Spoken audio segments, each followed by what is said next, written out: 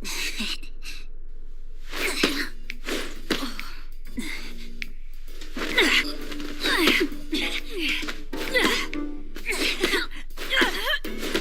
off, you guys!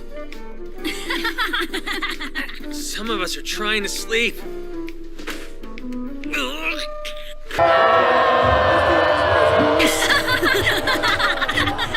What's going on, everyone? Jeremy here from The Quartering, and it's been an absolutely hilarious day, quite honestly, in terms of all the various pieces of news that are coming out. And now it would appear that now that Twitter has gone private under Elon Musk's purchase, Jack, the creator, founder, former board member, CEO of Twitter, has felt really, in the past couple of weeks, has felt really, I believe, liberated, taking a few pot shots at the board of directors, calling it the biggest problem that that ever faced Twitter. And then in a new thread last night, he basically endorsed Elon Musk as the best person for the job, which is actually crazy to me. And we're going to get into all of his tweets right after you become a lord or a lady, real quick, from this video's sponsor. Huge shout out to this video's sponsor, Established Titles. Established Titles is a project based on a historic Scottish custom where landowners are referred to as lairds or lords and ladies in English. They allow people to buy as little as 1 square foot of dedicated land so they can call themselves a lord or a lady officially. In return, they commit to plant a tree with every order and protect the beautiful, pristine woodlands of Scotland. Established Titles makes an absolutely amazing gift, and a person could officially get their name changed on documents. Their title pack gives you at least 1 square foot of dedicated land on a private estate and an official certificate with a crest. Established Titles is currently having a really big sale just for you, my subscribers. You can get an additional 10% off any purchase you make with the discount code TheQuartering. So click the link below, go to establishedtitles.com/TheQuartering and use promo code TheQuartering to save an extra 10% today. Now, he not only tweets out a song, "Everything in Its Right Place" from Kid A, which is, in my opinion, probably very close to the best Radiohead record. Maybe the Benz. It depends. Anyway, he tweets out the song, "Everything in Its Right Place." Then, "I love Twitter. Twitter is the closest thing we have to a global consciousness. The idea and services is all that matter to me, and whether I will do whatever it takes to protect them both.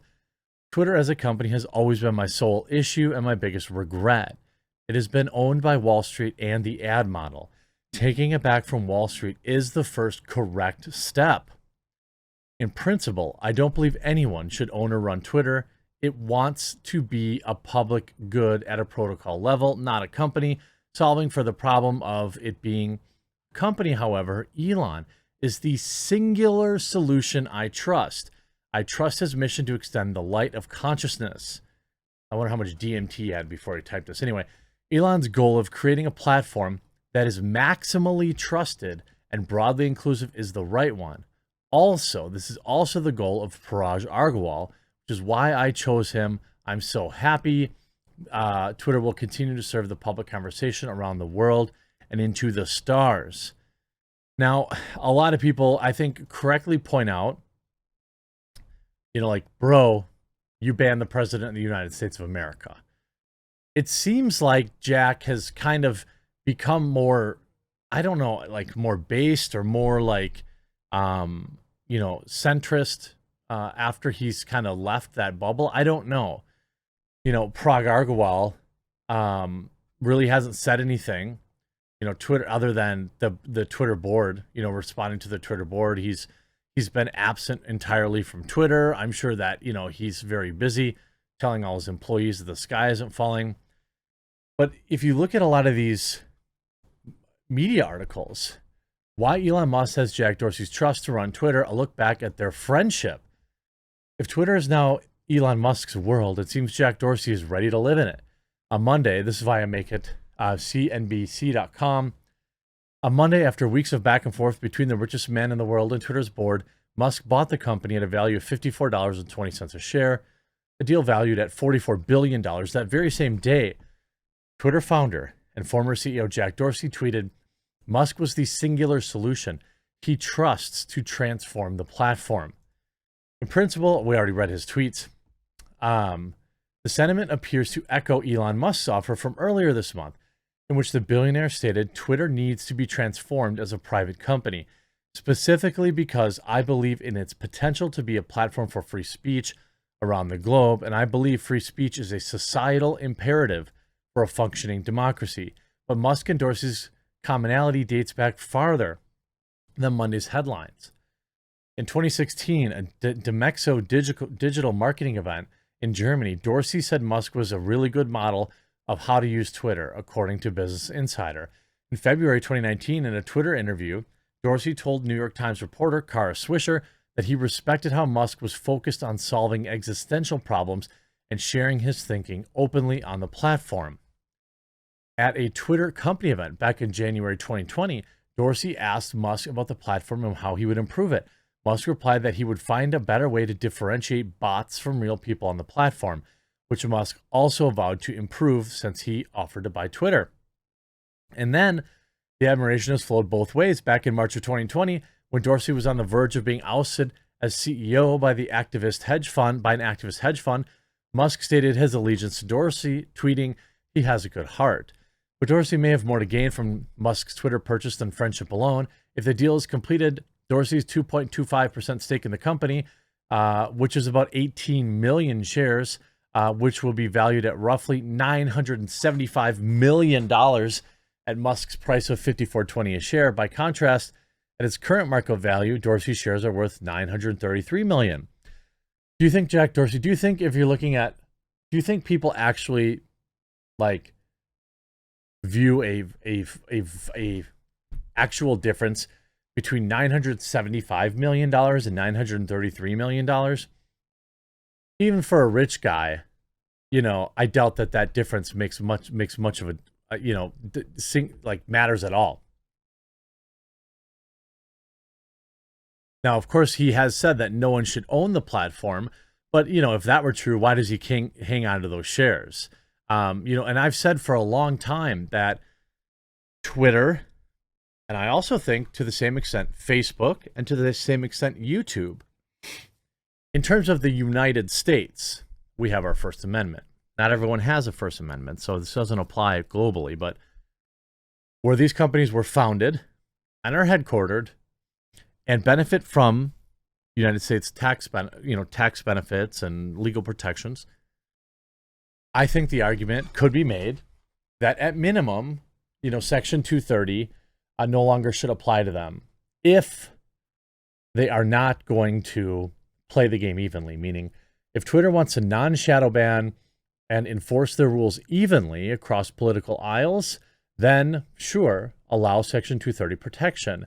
But if they're going to stop being a platform and start being a publisher, which is what Facebook does, in my opinion, and what Twitter did, in my opinion, and YouTube does, in my opinion, by YouTube is like to the lesser extent, to be honest with you. When they start changing the algorithm to promote certain content, that to me is acting like a publisher. You're curating the content that people see. Twitter co-founder and CEO Jack Dorsey, this is by the Daily Beast. The Twitter co-founder says he's the singular solution I trust. I mean, everybody kind of covering this is telling you exactly what they didn't want. The fact that Jack Dorsey thinks it's great that Elon bought the company probably used to be something that, for example, the mainstream media would have agreed with. A message that the mainstream media would have